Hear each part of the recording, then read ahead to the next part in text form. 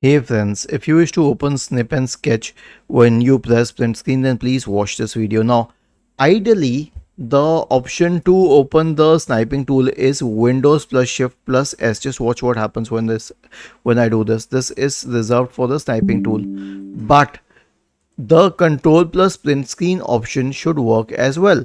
So why does it not work? It doesn't work because we use third-party software products. Now let me show you what happens in my system as of present. When I press control plus print screen, it opens a different tool called ShareX. So this is a different tool called ShareX. And if I want to do away with it, I'll just search for ShareX and then I will uninstall it from my system. Okay, and once it is uninstalled from my system, then I can use the control plus print screen shortcut for sniping tool as well.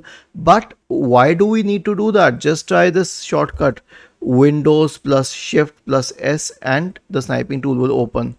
So the choice is yours, but we always have this alternative method which is better. Was this helpful? If yes, then please subscribe to the channel. If not, then let us know in the comment section of the video on how we could help you further. Thank you for watching this video and have a nice day.